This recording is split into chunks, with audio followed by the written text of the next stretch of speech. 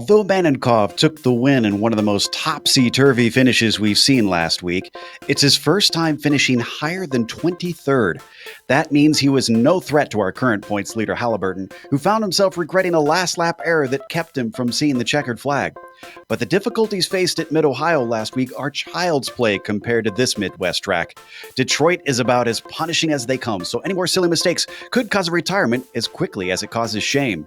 Who's got the guts to toe the limit around here? We'll find out soon as we get ready to watch Round 5 of the Weekend Warriors, and you'll see it all live here on the Global Sim Racing Channel and the iRacing Esports Network. Hi, I'm Joe Peak, and with me in the booth is Stefan Schlacker. Behind the scenes is our director, the Dr. Amjad Yaman, and he's using cameras provided by Ducky Beard. Steph, Detroit is one of the newest circuits here on iRacing, and yet it's quickly gained a reputation for being nearly as harsh and unforgiving as behemoths like Bathurst and the Ring. Being just a few meters away from the Canadian border, the Detroit Raceway at Belle Isle is probably the most punishing track for the cars on iRacing. On top of that, most of the 14 turns on this 2.4 mile long track are off camber, with extremely high curbs, so hitting them in a Spec Racer Ford might end your race right there and then. As Joe just said, not only is this track punishing for the car, but also punishing for the driver, as they have to stay 100% focused over the bumpy surface this street circuit has to offer. Actually, it is quite close to the bumpiness of real-life SeaWorld. But let us give you a good insight in how hard this track really is to master and take you on board of our GSRC lap guide.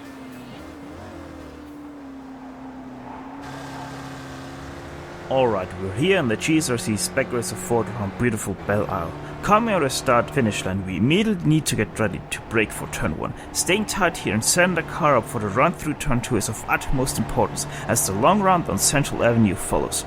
Even though it is not the longest straight, we will be able to see the most passing action play out here as the hard braking zone into turn 3 follows.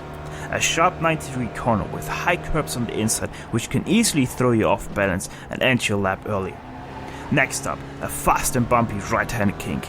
Being brave here and taking the curb is key. A quick switch of sides is needed, as turn 5 already awaits the competitors. Extremely easy to lose the car on the off-cambered exit here. Drivers must face the most important turn of this track, as the incredibly rough turn 6 leads them directly onto straight drive. The second good passing opportunity is the upcoming turn 7, but the wide track switches sides twice plus narrows down to the very tight apex, making passing very hard to come by. Furthermore, the curb here is extremely high and hitting it will send you on two wheels. Once again, the track swaps sides for the slow turn 8, which has a big dip on the apex for an added degree of challenge. Two left-hand apexes in front of the fountain follow, with yet another tricky braking zone due to the off-throttle oversteer this car has. Having mastered this, drivers once again need to take all the courage in their hands as the risky drive through turns 12 and 13 follows. Taking speed through these two corners is crucial for lap time, but taking too fast can end in tears. All we're now left with is the flat-out right-hand kink of Sunset Drive. But hopefully you've kept it all together and finished a lap around the Detroit Raceway at Belle Isle.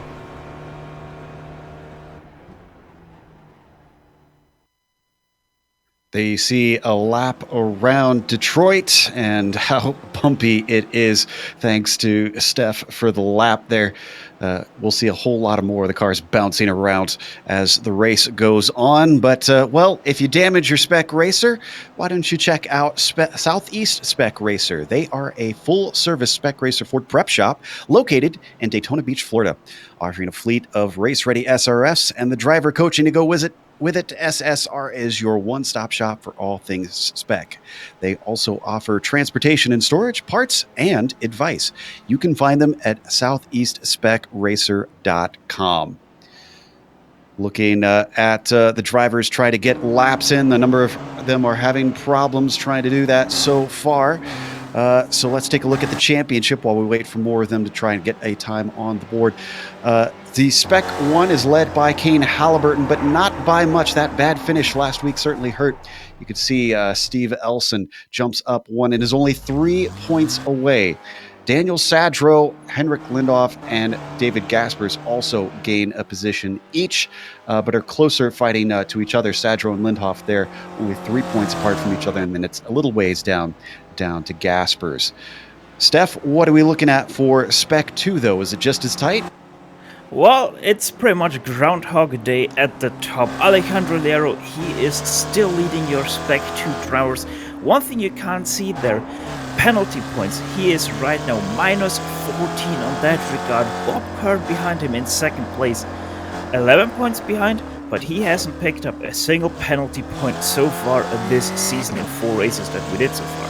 Ed Doherty, he's gaining 1 position, 28 points behind Adam Bradshaw. He lost this position, but the 2 UK drivers, they're switching positions. Adam Bradshaw, 40 points behind. Jeff Cantor gaining 1 position into top 5. He goes just 7 points behind Adam Bradshaw, and it's starting to thin up a little bit here at the top of your Spec 2 drivers standing.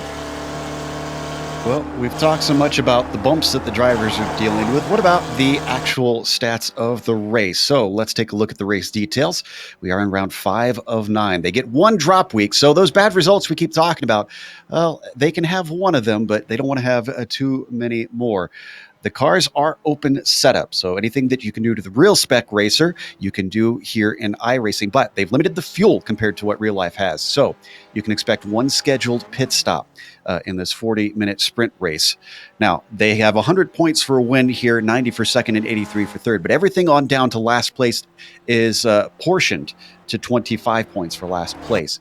They also have penalty points. You can see there, every 10 incidents that they accrue, they get 2 penalty points on how many they earn for this race. They also have a fast repair. I have a feeling a lot of drivers will kind of need that today. We'll see just how many once we hit the checkered flag. But before we get to that checkered flag, while we've got a chance here in the pre-race show, why don't you subscribe here to the iRacing Esports Network? Of course, they have all kinds of great action here on IESN, not just the spec racers here with the Weekend Warriors, but also all the World Championship series. The new Porsche series, the World Championship there, and of course, the oval side with the Gen 6 Cup cars, and the Dirt Championship series get shown here on IESN, so you don't want to miss out on that by subscribing. As well, we want to encourage you, if you're in a business where you have to keep track of the condition of a number of vehicles, whether it be rental cars, limousines, construction vehicles, or many other vehicle types, you've got a lot to stay on top of. For people like you, Inspect a Ride is the fastest way to conduct your vehicle inspections and create reports. You can save time, eliminate paper, keep better inspection records, and simplify your life all from your iPhone, iPad, or Android phone or tablet. You can find out more at inspectoride.com/iRacing, where you can even download a free trial to find out if Inspect a Ride is right for you. Check it out. Once again, that address is inspectoride.com/iRacing. Taking a look at the qualifying, we've got quite a few more drivers out there with times now, but David Gaspers is up at the top, and he seems to feel so safe, or maybe he's just so sick of this course, Steph, that he's not putting any more laps in. He's taking it into the pits. Well, looking at the difference between first and second, which is a whopping 1.1 seconds, he feels probably quite safe right now. Yeah, no surprise that we've got some big gaps out there. Bertoni currently in second. We're on board with him. He's even got a little bit of damage, and there he gets a little bit of more damage on the left side, so he's going to abandon that lap. Antonio Reese is actually in third behind him, and he's getting close to finish lap. He's a lot closer to the number 21 than Bertoni is to Gaspers. So as he comes around 12 and 13, looks like he's on an out lap, so this one won't be a fast one. One thing we have to quickly talk about, Kane Halliburton, he is in the server, but he is disconnected from it. He hasn't turned a single lap so far, not even in practice, and a lot of the other top guys, so Manekov or also Dimitris Hudiludis, they are all not here today. Well, that could throw the championship a little bit up on its head as well. We're watching Steve Elson, who's only as high as 7th. He was in 6th, but it looks like someone went a little bit faster. So the UK and I driver early on in the lap. He's got 2 timed ones down. A 46 flat is his fastest. I'm seeing a lot of drivers with blank laps out there. I'm guessing we're already seeing drivers find the limit as Elson clips the wall. So that one probably won't count for him either. Nope, in real life it would count, but not in iRacing. 0x is your lap done. Steve Elson, he is one of 2 drivers sitting on a 46.0 right now. Let's see. Looks like Lindoff was the one that managed to jump up the order and demote a few drivers. He got a little closer to Gaspers. He's in second, but he's still 0.8 off of our leader. So if Gaspers can keep it safe, it looks like he could handily have this race, but I'm thinking that nothing is guaranteed today here, Steph. I just wanted to say Andres Bertoni is on a fast lap as he clatters the wall out of turn 13 and ends his good lap right there, going right now through turn 2. But yeah, it might throw it wide open, but we are talking here about the Spec Racer 4 who really doesn't like bumps on probably the most bumpiest track that we have on iRacing. Looking at the Spec 2 drivers, Alejandro Liero is our highest at the moment. He is sitting in 6th position. This seems to be becoming a trend with Alejandro, having found quite a bit of speed lately. He's about 1.1 off of our pole sitter even, so he's not doing too bad. Daniel Sadro seems to have dethroned Henrik Lindoff. He's now moved up to 2nd and is now 7/10. Nobody seems to be able to get anywhere near the number 23 car. Yeah, David Gaspers, he is really just doing what he has to do. Get that first place and then stay in that first place and get those points that he really needs to, hopefully, in his case, dethrone Kane Halliburton from the standings lead.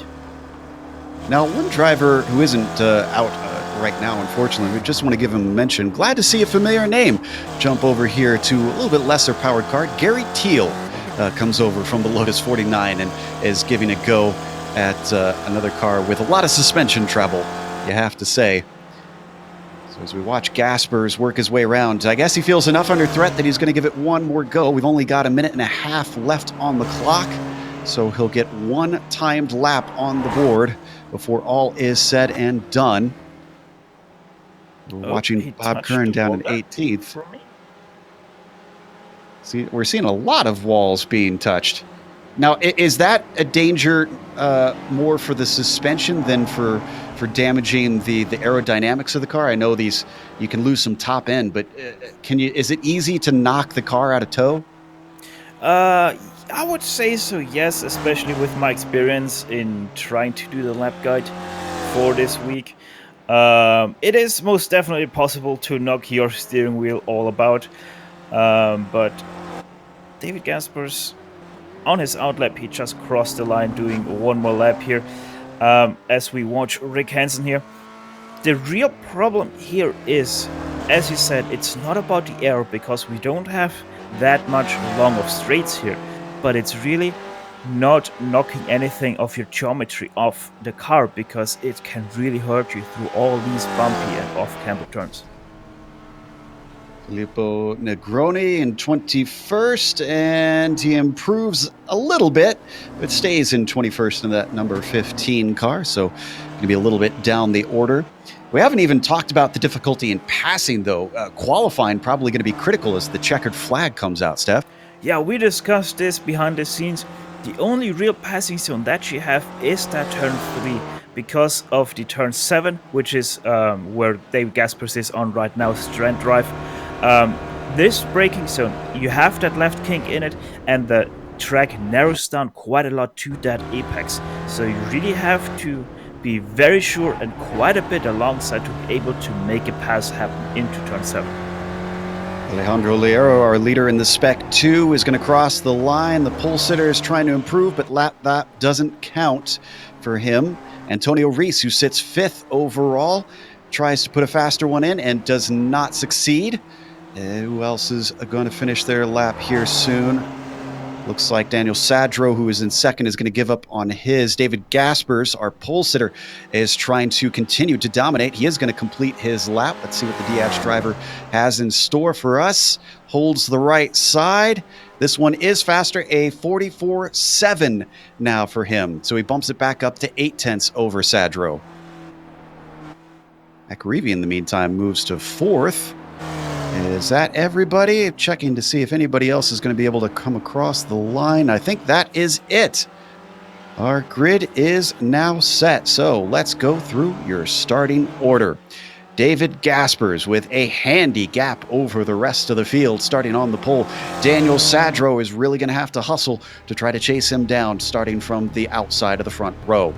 Then it's Henrik Lindhoff finding himself in third with Jerry McReevy in the dying stages, managing to bump himself up to fourth. Andre Bertoni starts P5 with Antonio Reese starting in sixth. Chris Murakami will be P7. That is a great qualifying for the 01 car. I think that's much higher than we're used to seeing from him. Then Alejandro Liero starts P8. Steve Elson will be in ninth, and Jason Perry rounds out the top 10.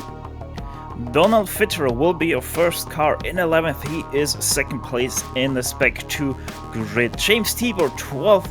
Gorka Iterati in 13th. Fred Desai, the number 76 machine, in 14th. Edward Doherty 15th place overall. Third in your Spec 2 class. Gary Teal, the Lotus 49 driver, in 16th. Tom Gradwell 17th.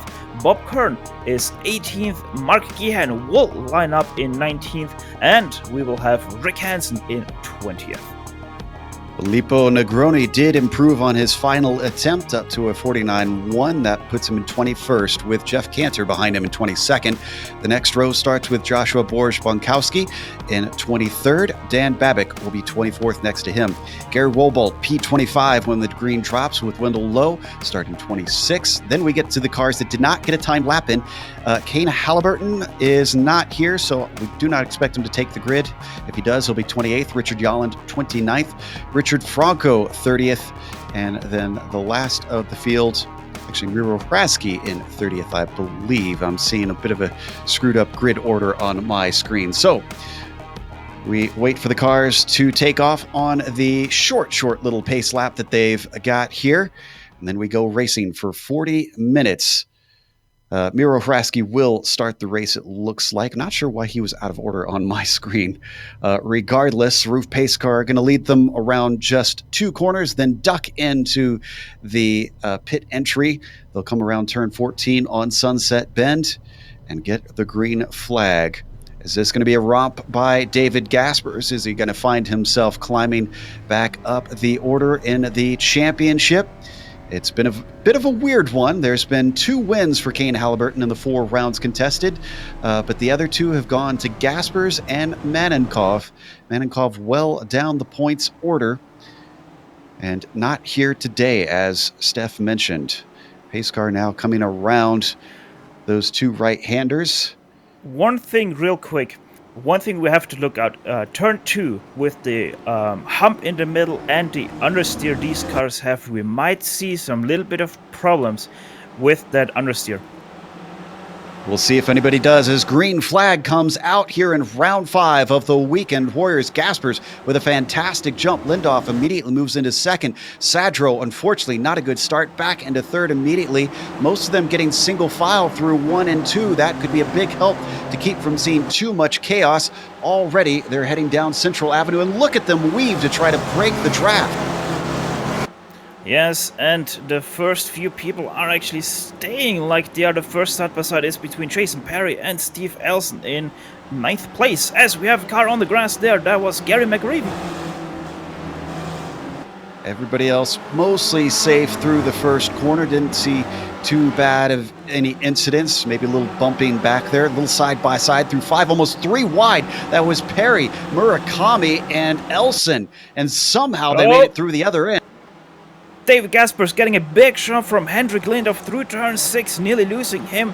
And Hendrik, the lead there's Daniel Sadra is now in second, just over Hendrik Lindhoff because of that. So David Gaspers, he might have been quite a lot faster in the qualifying. He's really under pressure here from these guys in the race so far.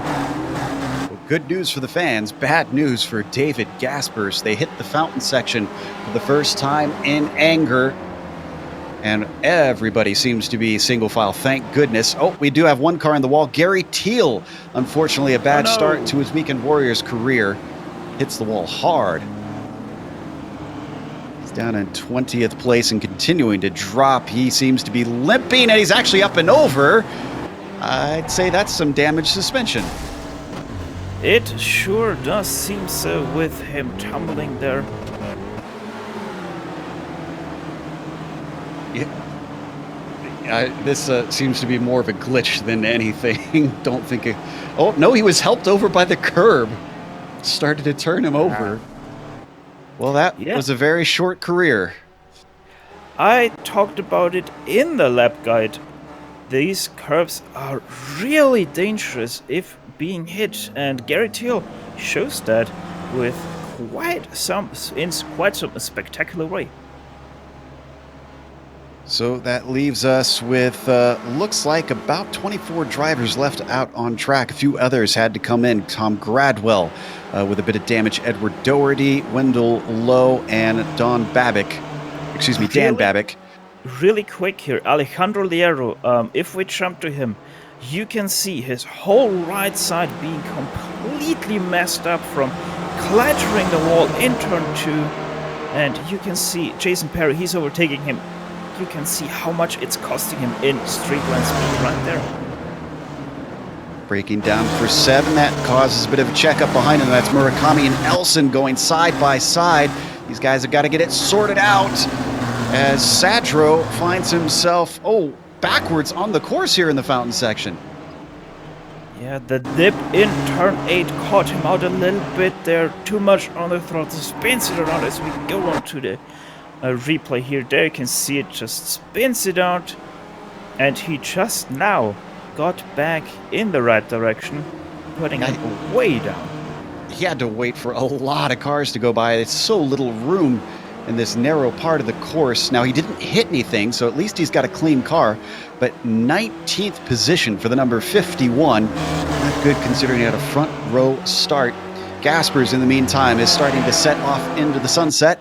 He has set the fastest lap, and Henrik Lindhoff already 1.6 back behind him. In fact, our top 3 stretching apart from each other. Yeah, David Gaspers, he is now benefiting from the mistake of Sadro. Sadro was right behind him. Lindhoff was already starting to drop off ever so little, and you can see that in the gap. And Liero and Elson have come to blows down in turn 3. Central Avenue finds its first victim here as Elson trying to make a late dive up the inside and follow Murakami through, just doesn't go off. Liero not expecting him, just steers into him. Yes, I think that was 2 things into one. Don't go, especially with the thinking. Liero wanted to do a bit of an undercut there on the pass from Murakami, and else not expecting that, trying to follow through, and together they come. And he later hit the wall and turned himself over, had to take a tow. Caused a bit of a mess. I think some damage went to Bob Kern, maybe Mark Gehan, and Gary Wohlbolt, all of them still continuing. You can see the Scandinavian, unfortunately, taking it to the pits for his spare car, most likely. So, we've seen a lot of front drivers find themselves with a horrible start to this race in the first 5 minutes. Gasper's not one of them. He's still leading. Lindhoff still in second. Bertoni runs in third, but drops very quickly. He's already 3 seconds behind second place, and very much under threat from Jerry McAreevy, who now finds himself promoted up to 4th. Yes, indeed, and the attrition is already starting to play a little bit. I thought that these guys might be able to keep off the walls for a little bit longer, but it just shows how hard this car really is to drive here. We've got a multi-car incident over in 13-14. Joshua Borges-Bonkowski involved, Rick Hansen, and Miro Frasky all piling in together. I think this started with Frasky. Looks like he spun on his own. Then you're going to see him try to get turned around. And unfortunately, once again, a blind corner, narrow track. Oof, wow, that was a hard hit. Watch Joshua's view. That's Rasky spinning it. This is the Club West driver, number 542. This should give us a good idea of just how blind this corner is. Yeah, right around the wall there's also those signs up, so you can't really see anything. And then, up, there he is, and over he goes. Up to 7th place, Murakami, in yet another battle. James Tabor is going to get by, and Donald Fitter as well. I think that started with, there's damage on the car of Murakami. Yes. He's hit something, and that's why he's so slow. He hit the wall out of turn 5 on the right side. Just too much throttle there and hits the wall very hard. Well, despite it hampering his speed, he's deciding to stay out. The scheduled pit stop window is not exactly open quite yet. So I'm guessing he's trying to gut it out until he can come in and not have to have an extra stop. Let's take a look at the battle for 13th. Fred Desai and Mark Gehan in a nice little fight. Although they are in Spec 1 and Spec 2, overall position does still count for points. You can see Gehan in the green machine. That is Desai and the black and yellow leading him down Central Avenue towards turn 3. Not close enough this time, though.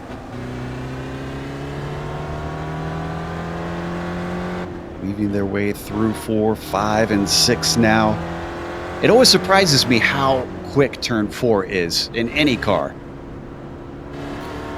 Yeah, it really is. In this car you actually have to take the inside curb to be really fast here, because if you go onto that curb you're actually missing quite some heavy bumps on the inside there.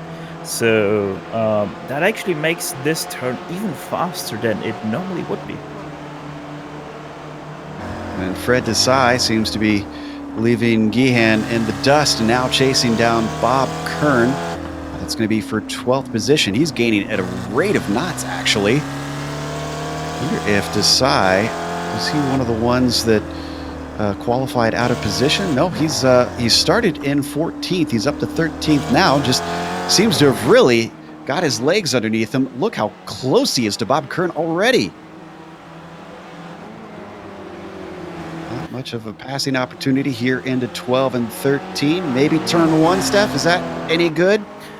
You can try something, but you have to be side by side as Bob Kern. He's going to let him through.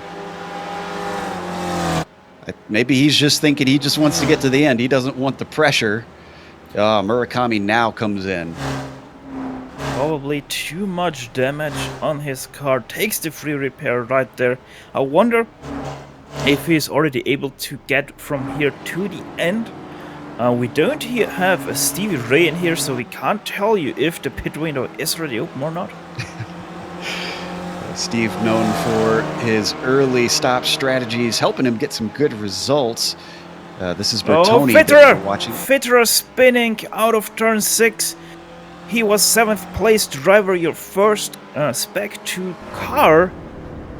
As we go on to replay here, through turn 5 he goes, switch back to the left there again, and then just on the throttle over the bumps, he loses it.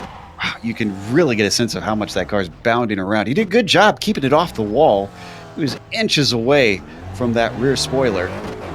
Turns back around, gets going, but now he's down in 10th. Still the leader, though, of our Spec 2 race today. He's got a number of positions ahead of Gehan and Cantor, who currently hold down the podium.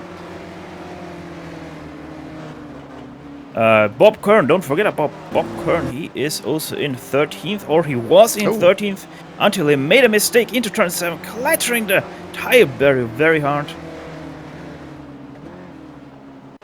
Let's take a look at that one. Kern, despite his attempts at trying to make this a safer race and let some of the faster drivers through, let's see from on board. Yeah, just a little bit wide. Ooh. He just missed his braking marker there. Quite an uncommon mistake for Bob. I take it back. Not a little bit wide, a lot wide. and clatters into the tires, unfortunately. He does keep going. He does not pit, interestingly. One guy who is really trying to come back is Daniel Sadler right now, side by side with Fred Desai, who lets him by, move him up into 11th position. Yeah, I've noticed him passing a few cars earlier. Certainly climbed a ways up. Remember, he was 19th before when he got it turned around. As Steph said, now up to P11. Next on his list, Miro Hraski is a lapped car, and then he's got Donald Fitterer, the leader of the Spec 2, to crack into the top 10. We haven't taken a look at the leaders a whole lot, and, well, that's starting to get a little interesting. Lindoff, Bertoni, and McAreevy have all closed in, so the battle for second could be up for grabs. Yeah, especially Gary McAreevy. He's about 2/10 faster than the two guys ahead of him. It does seem like that Eric Lindoff is right now the weak link in this battle for P2, but he is the car dictating the pace, so he really has all the cards still up his sleeve. On board with McAreevy, getting awful close to Bertoni, coming through turn 2, a lot tighter to the apex. We could see the bumps causing him to have to lift slightly. Bertoni ducks it off to the left side, does not cover him off. McAreevy follows. In the meantime, up ahead of them, Lindoff braking a little earlier than the other two. Unfortunately, no chance for Bertoni down into turn 3, but they get ever closer to one another. Don't have to go to it. I can report Steve Elson has gone into the pits. I think that's a scheduled stop for him. Alright, let's see what Andres Bertoni can do right now. Henrik Lindoff, he had a much better run out of turn 6, so that's really keeping him right now quite safe into turn 7 from the other two guys. Gary McAreevy, he gets the better run on Andres Bertoni, but once again not close enough to do anything here into turn 7, so they stay single file. Sure, that's going to frustrate the drivers if Lindoff keeps finding himself good exits out of the critical corners. This is not a place where you can typically pass through the fountain section. Oh! What happened to McAreevy? Yeah, he had a big slide there out of the turn, trying to give himself a bit too much throttle. Hits the tall, extremely tall inside curb out of turn 11. So, yeah, a lot of space lost there for him. Yeah, he's got to really get back on the horse now as we ride on board with Bertoni. Still giving chase on Lindoff. This is where he wants to get that run off of turn 2. Ooh, and Lindoff looked a little bit slow this time. Could this be the chance for Andre to have a go down into turn 3? They fly down Central Avenue. A little bit of a defensive move. Covers off the middle of the road. Does Lindoff. And back to the racing line. Bertoni looking for the over-under, but there's just not enough of a straightaway down to 4. Yeah, Lindoff was a bit too wide through turn 2. Had to lift on the exit of turn 2 to not hit the wall like some others already did in his position. So Andres Bertoni, I'm a bit surprised he didn't try to go to the inside there. Well, it looks like the early pitting Steve this time is being played by Elson. He's our leader of the drivers who have pitted. He's up in 12th and not seeing anybody else really close to him. Murakami's pitted, obviously. Doherty has been in and out. They're multiple positions down. Tell you what, Donald Fitterer down in 9th is catching Gorka Iturrate. And I wonder if we'll see a pass for 8th back here soon, because it's about half a second separating them as we ride on board with Donald now. Up in front you can see Gorka Iturrate with a little bit of a spoiler there, because he seems like got hit probably in the early stages of the first lap when everyone is very, very close packed together. But oh no, Sadro had another problem, and this one is race ending. Let's take a look at the replay. It's the fountain section once again. Turn 7 looks to have upset the car, and then unfortunately, it's going to be a case of overcorrection, Steph. Yeah, I think he misjudged his breaking point ever so slightly. They're going wide and then just not able to catch it in time, and hard into the wall he goes. Had to take a tow, unfortunately, so he will not get a good points finish today. We've got a few more drivers pitting as we look at... Oh, Gary McGreevy, he's now in third place. How did that happen? It was a beautiful pass into turn 3, actually. He and Bertoni went side by side. Let's watch from on board here. That red and white machine, that is Bertoni. There they are side by side already, and then round the outside he goes through turn 3 and makes the pass happen. Not an easy move, and he hasn't lost time up to Lindoff all that much, so he's going to go give chase while Bertoni turns it around. And his Austin Powers moment leaves him losing another position on top of it.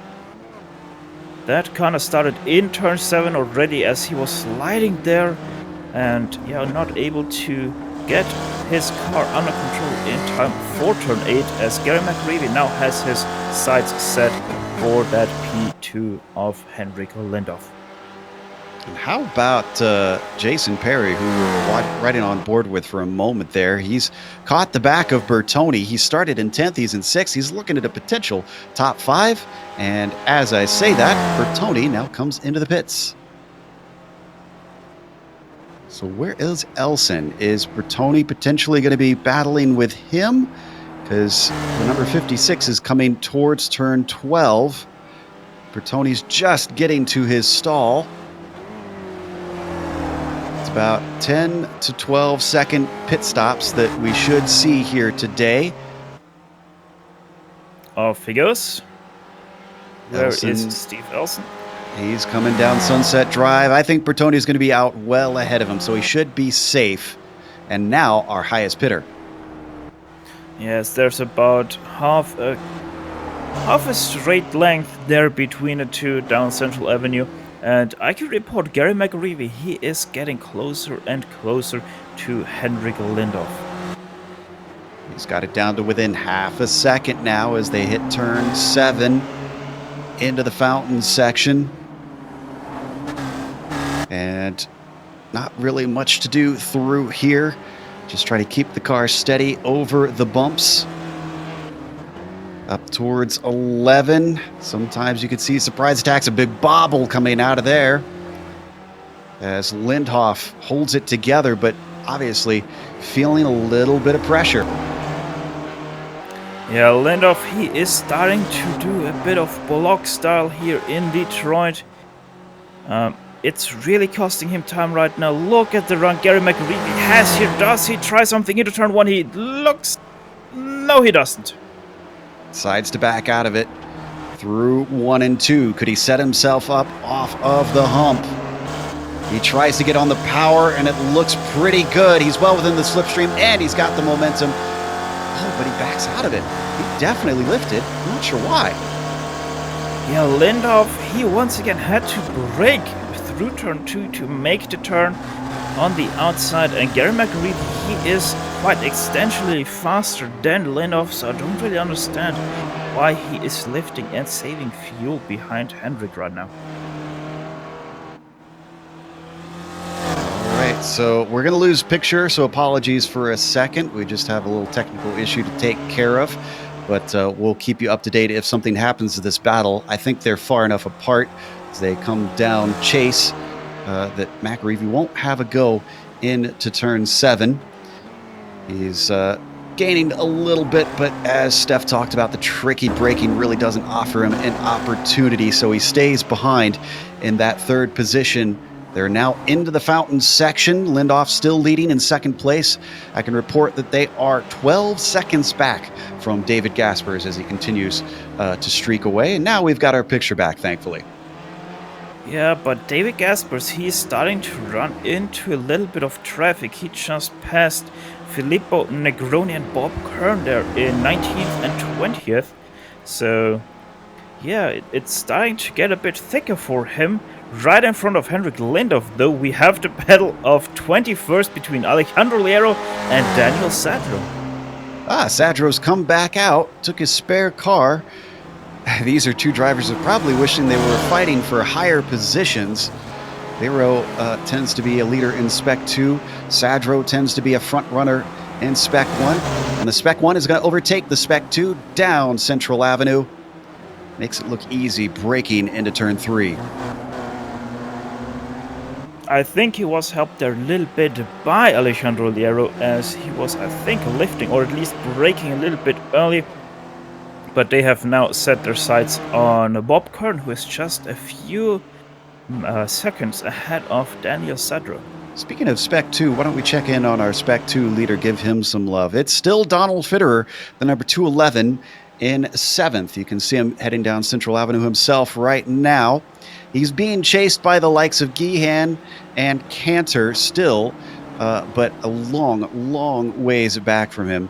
Actually, Gehan and Cantor are relatively close to one another, so that fight for second place in Spec 2 could erupt at any moment. You see Cantor in the yellow and maroon car. That is Gehan in the green machine, the 225. Right behind them, we also have Chris Murakami, who we're riding now on board with. So I think Chris Murakami could spoil. Oh, Jeff Cantor. Is that just simple out braking? I think he locked him up, yeah. You see, we saw a little bit of smoke off of his car there on its way into turn 3, but he got it going once again. Oh, did we have an incident with Edward Doherty? He's in the pits with a lot of damage right now. This doesn't look like it was recent, unfortunately, so not sure that we'll be able to get a replay, but Doherty well down the order, unfortunately. This is quite far back. I see him driving at least 2 laps with that damage, so probably can't get to that. Meanwhile, let's go back up to the battle for second. Lindhoff, who's been dealing with the pressure very well from 2 different drivers. Macarivi, actually 3 different drivers, I think it is, maybe, that we've seen. The number 67 giving chase. They come up towards the backstretch. And this might get interesting because they're getting closer and closer to the battle for 18th, and that is a 4-car battle for that position. So they might run into a little bit of problems with traffic. Yeah, Sadro just overtook another car, Bob Kern, up ahead of them. You could see that 4-car train as we ride on board with Macarivi. And indeed, what's interesting is that's Lindhoff's teammate Liero at the back of that train. So I wonder how much help he's going to get once he approaches them. Liero is a little bit distracted, though. He's trying to pass Bob Kern right now. You can see him side by side up to 12, and Kern is going to facilitate that pass. He lifts up to that corner. That was synchronized passing there by Alejandro Liero and Daniel Sadro as they both overtake someone pretty much in sync. So that was interesting. But yeah, Henrik Lindhoff, Bob Kern, he is now getting the blue flags already. So Henrik Lindhoff probably will not get held up here at all, and actually will gain some draft here, as with that exit in the pits, that's Jeff Cantor. Cantor coming back out. They're going to go 3 wide, and it looks like Lindhoff is going to be able to sneak through. Don't think Macarivi's quite close enough for go. He's staying to the inside anyways, and that's not going to be good enough for him. But yes, it's always a good thing to see cars in sync on the back streets here at Detroit, as we've got 14 minutes left and pit stops are close to being done. Who's that off there? That was Gary Walbot. That was 15th place when he crossed the line. So Daniel Sadro once again gaining some positions because of pit lane, and that was very close between Daniel Sadro and Filippo Negroni. Still waiting on a number of the front runners to come in for their stops. Oh, Fitterer pits, our leader in the Spec 2. Oh, that was really close for Henrik Lindhoff, nearly running into the back of his own teammate, nearly offering also the chance to Gary Macarivi to get past into second place there. Got to stop watching our timing and scoring, start watching the screen here, because, wow, this is getting interesting between our leaders. All right, he's up to his teammate. He unfortunately caused him a headache once. Will he let him by the next time he gets close to him? As we ride on board, we were riding on board with Lindoff there. We were looking back at the likes of McAreevy. Oh, That's McAreevy. He's Into pitting. the pits he goes. He also hit the wall a little bit on my screen, picked up ever so slight damage on his left side. But Gary McAreevy probably takes the smart route here, not getting held up much more by the traffic, and gets himself a nice, good track position. Yeah, I think that was a smart move, to be honest. He's joined by Antonio Reese, who comes in. And let's see if anybody else of the top runners. Gorka Iturrate still needs to take his stop, as he currently runs in 6th, but it looks like he's going to continue on. Rick Hansen, the only other one besides Perry, Lindoff, and Gaspers, who need to take their stop.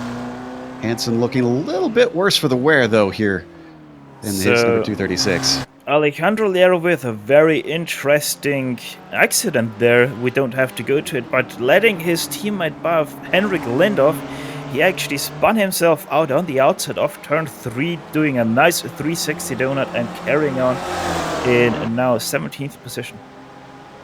Yeah, it cost him a little bit of time, but I don't think it actually cost him a position. No, he did let Bob Kern and I think Cantor by as well. So 2 spots lost from that little error. Oh, I also see now some damage on David Gasper's car. I'm gonna try to find out where. Oh, he lost it into turn 1, way wide. They're hitting the tire wall incredibly hard. As he pits, we're going to see if we can pull up the replay here. It looks like it was a full lap ago. So, oh yeah, here we've got it. Yeah, that's very interesting accident, because he was really fast into turn 1, like he totally forgot about the turn. Look at that. Wow. Yeah, and once he was out in the gray stuff, there was no catching that thing. Let's watch him on board. And that meant he had to take a whole lap with the car limping around. Oof, wow. Yeah, that's a hard hit. I'm amazed he didn't lose more time. He is back out, and he's actually going to retain the lead because everybody else is pitting behind him. Lindoff is in and out, but McAreevy jumps Lindoff. With the pit stop, second place has changed hands. Yeah, there you can see how much Henrik Lindoff was getting held up by his teammate there. So, yeah, McAreevy pitting early, doing the undercut actually paid off very well for him there. And Antonio Reese has gotten by Andre Bertoni for 4th place. So Andre finding himself losing multiple positions in that exchange. Oh, and Murakami has had an incident. The 01 finds himself turned the wrong way in 12 and 13. I think he avoided hitting anything, though. Let's watch the replay. Yeah, let's have a look at the replay here. What does Chris Murakami do here? Goes into turn 12. And did he hit the curb? No, he didn't. He just loses it over the bumps. Nicely done. He gets a little bit of a gap, mercifully, and gets the car turned around, gets going in 11th. Also, one thing about Reese and Bertoni, I think they actually also jumped Gorka Iturrate in the pit lanes, because he is now in 7th place behind them. Iturrate hasn't pitted, I'm seeing. So I think he's still got to take his stop, unless I've got an error in my timing and scoring. Bizarre, because he's up in 6th right now. Still under 10 minutes to go here in round 5 at Detroit. We've had a little bit of attrition, but I think the spare cars have saved a number of people today. Yeah, Gorka has not taken a stop, because here he comes in now. This will promote Elson up to 6th, Perry up to 7th. Oh, David Gaspers getting once again held up by lap traffic. Bit of miscommunication between him and Negroni. And David Gaspers, he is, I think, starting to lose ever so slightly out to Gary McGreevy, who is really driving away from Henrik Lindoff quite heavily, as Henrik Lindoff nearly spins it through turn 4 there. Ooh, slides it again through 5. That car does not look like it's handling well.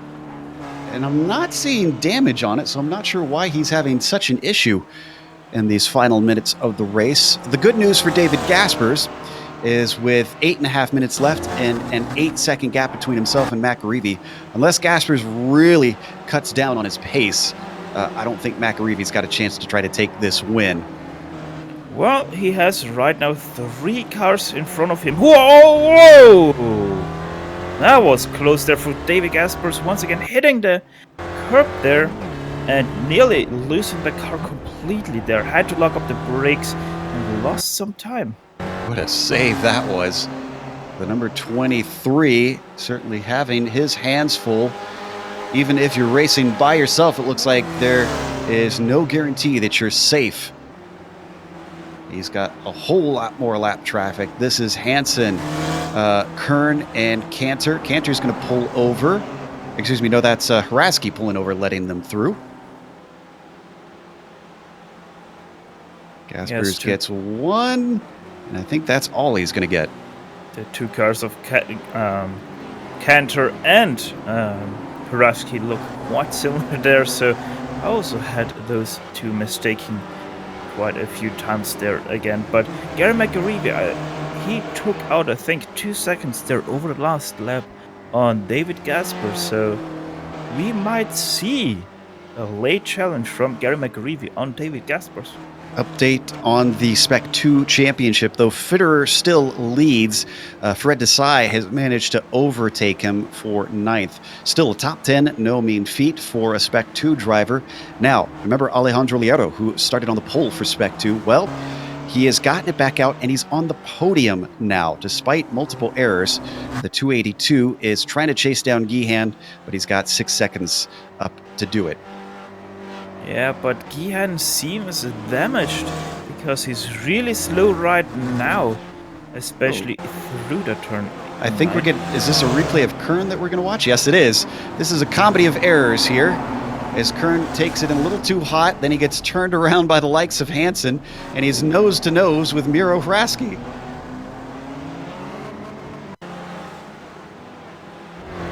And in other sports, you want to see the whites of their eyes, but not in racing.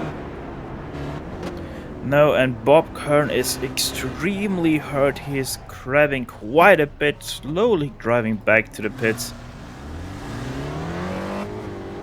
I think this is a race that is going to leave a lot of drivers licking their wounds, unfortunately. See the New York driver having quite a difficult time trying to get it back so that he can call it a day and hit the showers a little bit early. Most of our battles are starting to separate now. I think everybody is mostly concerned with just running their own race and less worried about who they're fighting. Good news for Gaspers is McAreevy has not gained a whole lot. It's still 8 seconds between the two of them. Yeah, but I have to talk here very shortly about Gary McAreevy and his tactics of staying behind Henrik Lindoff, because in the laps since he overtook Henrik because of the pit lane strategy that he pulled off, he has put 5 seconds between himself and Henrik. So he really got held up quite a lot by Henrik. So I'm not really sure what Gary was thinking there, but I think he wasn't really thinking that he might be able to challenge David here. Yeah, I have to agree with you. He probably should have pitted much earlier and try to jump Lindoff as soon as that pit window opened, as he's down to 9th now due to the traffic that he had with Hansen. Looks like Liero gets another one, but that's because Gihan's very slow. Why is Mark Gihan so slow, though? Did he have an incident? I don't believe so. No, it looks like he was just letting them through.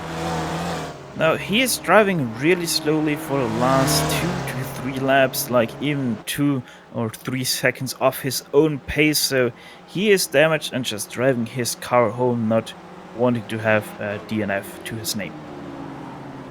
Is it damage, or is it maybe he short-filled it? I wonder. Meanwhile, as we jump up to 12th, this is Tabor and Sadro. Daniel still on his run through the field. And he's going to have to go the long way around at turn 7 as both of them outbrake themselves, but they both get through somehow, still side by side coming through turn 8, and Tabor finally has to give up the ghost. That was incredibly close between Sadro and a wall and Sadro and Tibor. So really lucky that we didn't see anything bad happen there. Yeah, I was worried about multicolored car of Tibor so tight into turn 7. I thought he was going to outbrake himself and run into the side of Sadro, just adding to his woes. Meanwhile, I think we've got a couple cars in the pits. Negroni seems to have ended his race. Murakami is coming in. Oh, remember, he pitted way early, and I think Chris did not have enough fuel to get to the end. Yeah, remember, he did pit extremely early due to his damage, as we now focus our attention on Antonio Rice and Andres Bertoni, as Andres Bertoni is quite close to the back of Antonio Rice. This is a good battle for a high position, 4th place. Up for grabs with only 2 minutes left to go. Remember, Bertoni was farther up the order before his pit stops, and he doesn't seem to have had a terribly slow stop necessarily. He's going to go the long way around, and that was a lift. A little bit of help from Antonio. Number 77 going to settle for 5th. Now, interesting development between Gary McAreevy and Henrik Lindhoff. Henrik Lindhoff over the last 2 laps, since we last talked about these two, Henrik Lindhoff, he has closed in 3 seconds on Gary McAreevy. Now, McAreevy had a much shorter pit stop than Lindhoff. The number 8, 13.9 seconds in his stall. McAreevy, 9.8. Again, we haven't talked a whole lot about fuel because that's not been the main concern for most of the drivers, but you can still screw it up around here. Yes, you can. You can screw it always up, and that's always a liability. Now, since we said that the difference between those two is 4 seconds on the pit McAreevy just hit the wall. McAreevy bends it coming into turn 7, and that's going to hand it back over to Lindhoff. Wow. Less than a minute to go on the clock. And he has to take a tow. The UK&I driver, unfortunately, falls victim to one of iRacing's most punishing tracks. Not the first guy we see outbraking himself into turn 7, taking it way too deep, hitting the wall, and ending his race right there. And while we were on the replay, the white flag came out for David Gaspers. That extends the gap back to second place, with McAreevy falling afoul of the tires. The number 8 of Lindhoff, a whole 14 seconds back there now.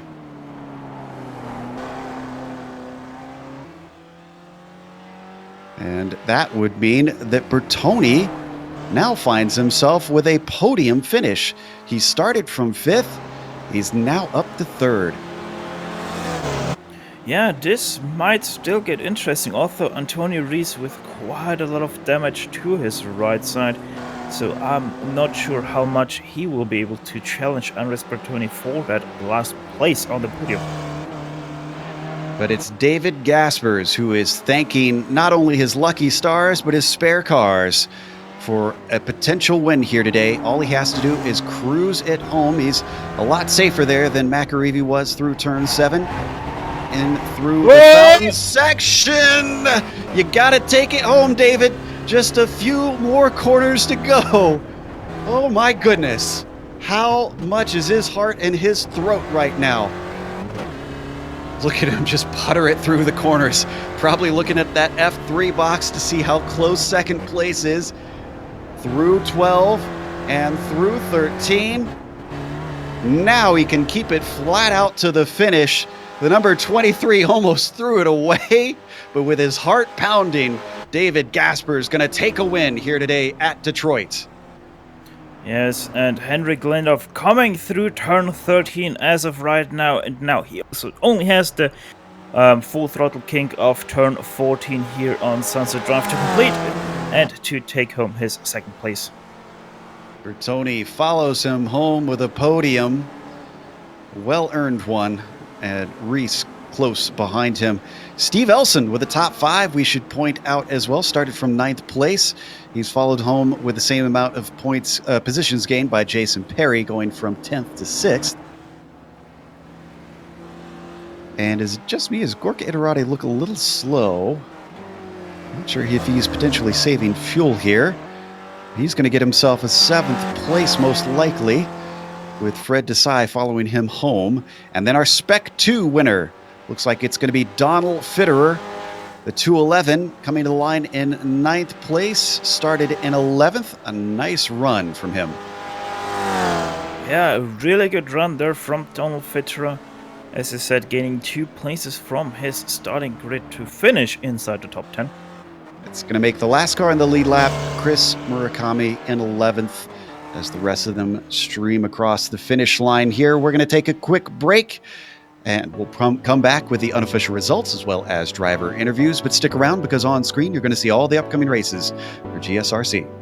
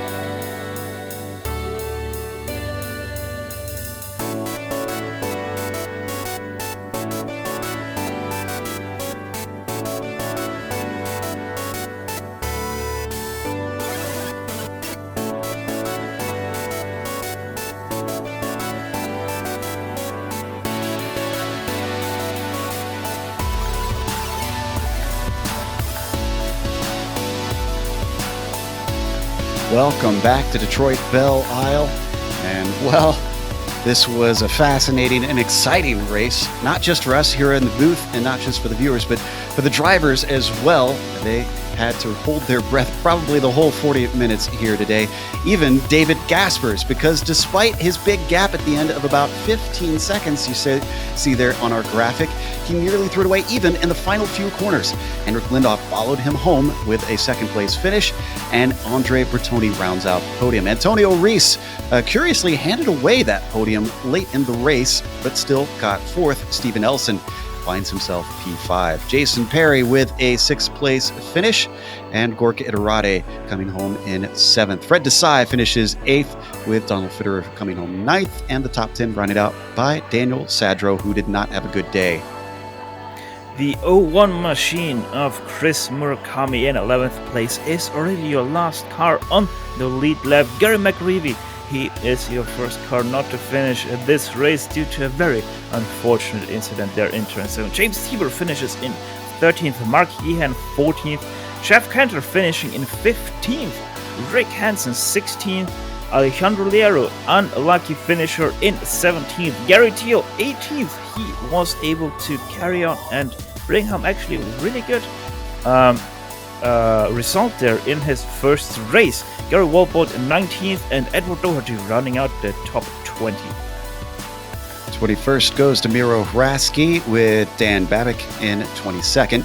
Then it's Todd Gradwell finishing 23rd, and Filippo Negroni 24th. Bob Kern 25th, I think our first DNF for the day. Wendell Lowe 26th, and Joshua Borge Bonkowski 27th. Kane Halliburton, Richard Allen, and Richard Franco were did not starts. With that, we've got our winner ready to talk to us. David Gaspers comes in the booth. Have you calmed your nerves? Because we did happen to catch that last little bobble on the final lap. That one in the final lap wasn't a real problem. I'm quite happy that I could still drive after what I did before a pit stop. That one too, yeah. We managed to go and see that incident as well. What exactly happened there? Did you just miss your brake marker? Because we didn't often see incidents into turn 1. Yeah, I was talking to some others on Discord and didn't really focus on what I was doing and braked at the 200 sign instead of the 300. Well, didn't anybody tell you not to text and drive at the same time, David? No, I was talking, not texting. Well, regardless, you did manage to get the win, and this will certainly be helpful in the championship because Halliburton wasn't here. Now, this track obviously incredibly difficult in this car with the bouncing going on and whatnot, the bumps unsettling the car. So coming in, how did you prepare for this? And mentally, how did you decide to attack this race, especially considering the dangers that it has? I don't think that's a real problem here. Once you get the normal line right, the car doesn't really want to slide anymore, so it's not that hard. You just have to be a bit more careful with walls around. Well, thankfully, you only hit it once, and it was right before your pit stop came in. How do you feel coming up to Montreal? Because that's going to be a similar challenge with it being a very street course-like. I really like the track, but I won't be at home for a Wicked Warriors race. Oh, that's a shame. That'll be unfortunate. We hope to see you at the following race then when we come back in 2 weeks' time. Yeah, I should be there. That was David Gaspers, our winner here today at Detroit. Second place, Henrik Lindoff is ready to talk to Stefan. No, we are actually talking with another winner, Donald Fitterer, the winner of the Spec 2 class there, finishing in 9th position. Actually, Donald, you had a bit of an up and down race. Talk us through your race here. Oh my gosh, I did not practice enough.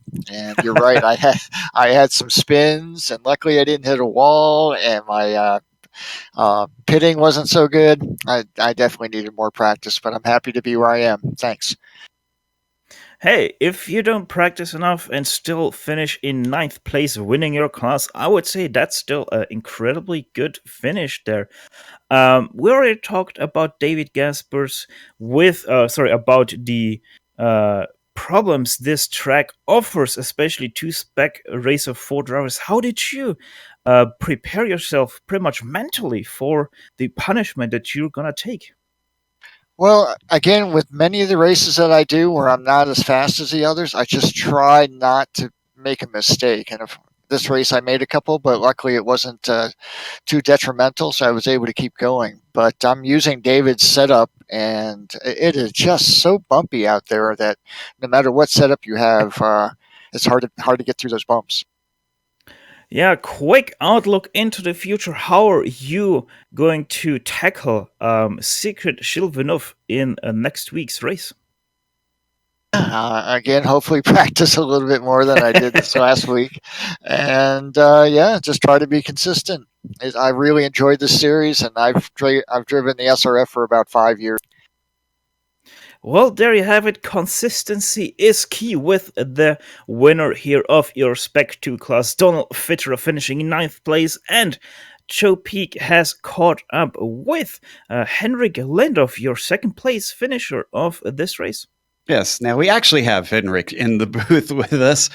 2nd place out there, Henrik, but you had to withstand some pressure. You got overtaken a couple times, but it looks like in the end it all came back to you.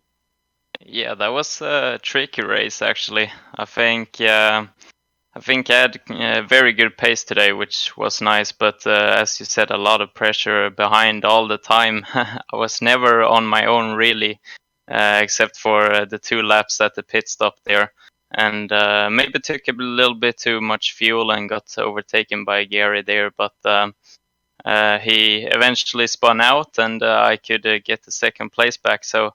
It was quite an eventful race, actually. No real. I couldn't take it easy out there today. Would you like this circuit to be back on the schedule next season? What are your feelings about it?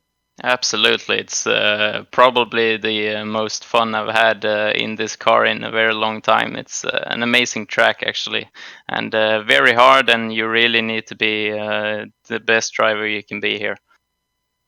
Well, you've been getting better and better results lately. What do you attribute to your climb up to the top of the pack? I really do think just experience, actually, because first race was hard. I didn't really know what to expect, and I might have taken it a bit too careful going through the corners and with the cars and lapped cars and stuff. But yeah, it's coming to me now, and it's a lot of setup work as well. You have to have quite a good setup, but I think we're getting there. 2nd place now and 3rd the last week, so soon we'll be there. All right. Well, congratulations on P2 out there today. You were a survivor, that is for sure. Yeah, thank you. Bye. That is Henrik Lindhoff, who managed to run all the way to the checkers, which his opponents couldn't necessarily tout. Meanwhile, we have Daniel Sadro joining us. Stefan Schlacker is going to ask him about his race. Yeah, and we saw quite an interesting race from Daniel Sadro, running in 2nd place, or actually qualifying in 2nd place, and then, yeah, having some issues there and climbing up the ladder. So, Daniel, you actually probably have quite some mixed feelings about this race.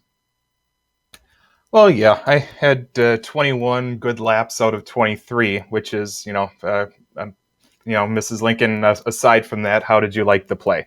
But no, I made 2 big mistakes. I spun out on the 2nd lap and then crashed in the infield, or the little turnabout thing, about halfway through. And but I just kept my head in it, decided to keep going, and just made the best out of it. And it was, I had a lot of fun.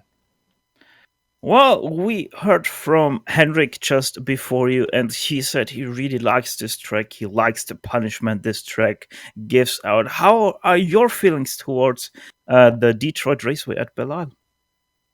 I really like the track. I clearly have been faster here than I've been other places, and usually I'm a little better than some other people at keeping it moving in the right direction. So it was just an anomaly today, but I absolutely like the track. Well, so another one who likes the virtual punishment from the track there. But looking forward to the somewhat street circuit-ish track of Montreal, how are you going to prepare for that? Because it is a bit of a different track to Detroit. Well, I'm going to prepare for it the same way that I do most weeks. I start on Sunday nights. We have a practice session called Faux Speed that we run every Sunday night, and Monday night in the European time zone we've got another one. I'll run a couple races, try to keep it out of the wall as best I can, and then by Sunday, hopefully, I'll know how to go around the track.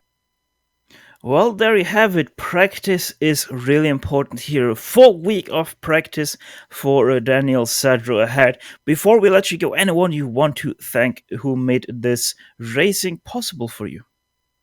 Well, I'll first of all thank you guys for broadcasting. Thanks to Steve Ray for putting together the league. Thanks to Southeast Spec Racer for sponsoring the broadcast. Thanks to my parents for having me, who if it wasn't for them, I wouldn't be here today. So a lot of thanks, and thanks to everybody who's helped me just be better. And David Gaspers has given me so much good advice that really has helped me get towards the top of the field. Well, thanks, Mom and Dad, there for helping Daniel out. That was your 10th place finisher, and I said it off screen, I'm gonna say it again. This race really was incredible to watch, and attrition rate way lower than I honestly expected. And that's always a good thing. We like to see drivers manage to see the checkered flag. And, well, we've seen the checkered flag on this broadcast as well. So we want to thank a few people before we go. Another thank you goes out to Southeast Spec Racer. Again, if you're interested in racing real spec racer cars, check them out at southeastspecracer.com. They are located in Daytona Beach, Florida. As well, thanks to Inspector Ride. And if you want to check out them, go to inspectorride.com/iRacing. Once again, they have a free trial that you can find there that you can download, and that is inspectorride.com/iRacing. A big thanks to iRacing themselves. They brought us onto the iRacing Esports Network here for the Weekend Warriors, and I think that's a good decision. You can see what kind of awesome races they have. You should reward them by subscribing, because then you won't miss any of the Weekend Warriors races, as well as plenty of the other action that you can catch here on IESN. Thanks to the companies that provide the software and hardware for our broadcast. You can see them listed here on your screen. Additional thanks go to Eric Ekholm and Jules Lalonde, who provide our wonderful music. See the screen for how to get a hold of more of their great work. Thanks to the team today, Steph, Amjed, and Dougie. If you'd like to find out more about GSRC, including upcoming races, you can find it at globalsimracingchannel.com. You can also check us out on social media. We're on Twitter at GSR Channel, Facebook at Global Sim Racing Channel, and Instagram at GSRC_Graham. The next race, as we mentioned, we're just hopping across the border going to Montreal. That'll be Sunday, February 10th at 2:45 p.m. Eastern. We also have upcoming races for other series listed on the screen, so check those out and mark them down on your calendar. We got nothing else here on GSRC today, so you can go enjoy the Super Bowl. But until next time, race clean, race hard, and we'll see you on the track.